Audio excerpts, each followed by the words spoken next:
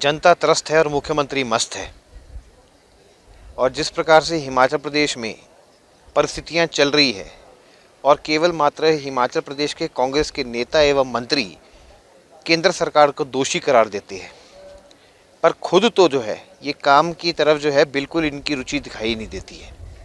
अगर आप देखेंगे, मुख्यमंत्री जो है वो अपनी छुट्टियां काटने के लिए मालदीव जाते हैं, जहां पूरी दुनिया प्रयागराज जा रही है और महाकुंभ में जा रही है, और मुख्यमंत्री मालदीव में छुट्टियां काटने जाते हैं।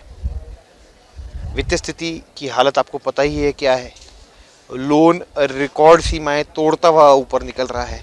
वर्तमान सरकार ने अपने कार्यकाल में 30 करोड़ से अधिक लोन, 30,000 करोड़ से अधिक का लोन ले लिया है, और अब जो है यहाँ पे केवल मात्र सैर सपाटे का काम चल रहा है। मैं कहना चाहूँगा कि हाल ही में मुख्यमंत्री ने अपने हेलीकॉप्टर की सेवा जो है वो केवल मात्र शादी समारोह के लिए रखी, एक टैक्सी बना के रख दिया।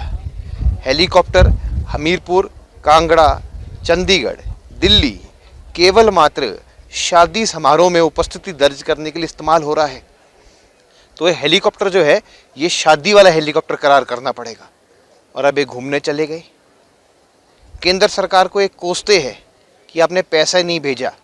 हम पूछना चाहेंगे कि कौन सी ऐसी केंद्र की योजना है जिनका इन्होंने फंड जो है वो किसी और हेड में यूटिलाइज नहीं किया।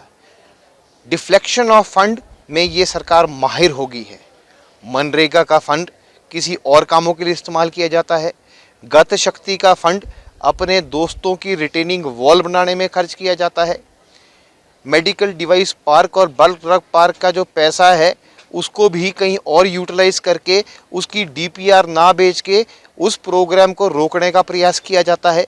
ठेकेदार की 25 करोड़ की पेमेंट रोक दी जाती है। जितनी भी केंद्र सहायता करना चाहता है, पर आप केंद्र से सहायता लेना ही नहीं चाहते और उसी वक्त आप केंद्र को कोसना चाहते हैं। पर सच्चाई विपरीत है। आप केंद्र की किसी योजना को धरातल पर उतरने देना ही नहीं चाहते हैं। वित्तीय स्थिति आप ठीक करें। आपके मंत्री सच बोलना सीखें, झूठ ना बोलें। आपके मंत्री जगह जगह जाकर गलत आंकड़े पेश कर रहे हैं, और जब सच्चे आंकड़े जो है वो भारतीय जनता पार्टी के लोग आपके सामने रखते हैं, जैसे कि बजट में 11,800 करोड़ के लगभग की राशि हिमाचल को मिली है, तब आप तड़प उठते हैं। तो केवल मात्र मैं यही कहना चाहूँगा कि झूठ के पैर नहीं होते, वो ज़्यादा दूर नहीं जा पाता, और अगर मन में शक्ति हो तभी आप एक प्रदेश की सेवा कर सकते हैं। और अगर आपके मन में शक्ति ना हो तो आप छोड़ दीजिए। भारतीय जनता पार्टी के पास कैपेबल नेतृत्व है जो हिमाचल प्रदेश को इनसे अच्छे रूप से जो है वो चला भी सकता है और एक चरम पर ले जा भी सकता है। देखिए, जहाँ तक आपने ये देखा होगा और पढ़ा भी होगा, आपके माध्यम से ही प्रदेश की जनता को भी ये पता है कि ये उनका व्यक्तिगत दौरा था, और जो मैं समझता हूँ कि इस बारे में अनुराग जी को टिप्पणी नहीं करनी चाहिए थी, क्योंकि बहुत सी उनकी भी व्यक्तिगत बातें होती हैं। उन व्यक्तिगत बातों को यदि वो जग जाहिर करने लगें तो वो उनको भी अच्छा नहीं लगेगा। तो ये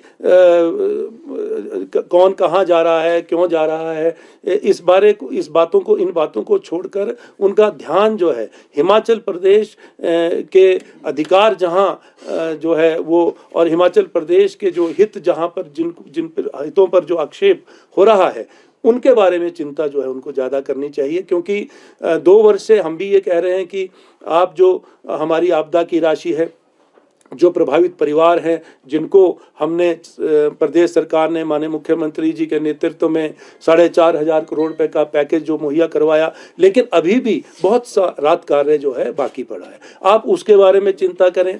और जहां तक आपने ये बात कही कि जो 1 करोड़ रुपए 1 लाख करोड़ की जो आपने लोन की बात करी, तो क्या मैं ये पूछना चाहूँगा, आप तो केंद्र सरकार में हिस्सा भी रहे हैं, केंद्र सरकार में एक महत्वपूर्ण पद पर रहे हैं, मंत्री रहे हैं, तो क्या केंद्र सरकार बिना कर्ज के चल रही है? मैं ये पूछना चाहूँगा कि देखिए, कोई भी सरकार जो है उस कर्ज जो है वो लेना पड़ता है। और ये जो कर्ज हिमाचल प्रदेश की बात आप कर रहे हैं, तो जो कर्ज प्रदेश सरकार ने इन 2 वर्षों में लिया, उसमें अधिकतर जो पैसा वापस जो गया है, जो कर्ज इसलिए लेना पड़ा, जो आपके द्वारा जो हमें लायबिलिटी छोड़ी गई थी, जो राशि जो आपने विरासत में जो कर्ज हमें दिया था, उसके ब्याज पे जो ब्याज उसका ब्याज चुकता करने के लिए हमें कर्ज लेना पड़ा। और उस बारे में तो आपने सोचा नहीं।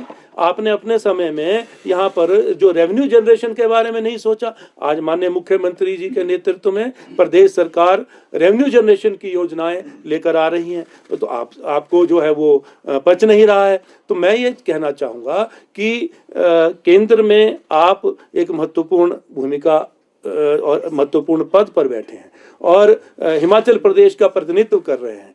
आप सकारात्मक अपनी सोच रखें और हिमाचल प्रदेश की जो जनहित की योजनाएं हैं, हिमाचल प्रदेश के जो अधिकार केंद्र सरकार के द्वारा जो दिए जाने हैं, आज लोन की जो राशि है उस पर कट लगा है, और जो रेवेन्यू डेफिसिट जो ग्रांट है उसमें कमी आई है। इन बातों को लेकर आप हमारे प्रतिनिधि बनकर जाएं, प्रदेश के प्रतिनिधि बनकर जाएं और केंद्र सरकार से इन अधिकारों को जो है वो प्रदेश को दिलाएं। तो मैं समझता हूं कि आप अपने पद के साथ भी न्याय करेंगे।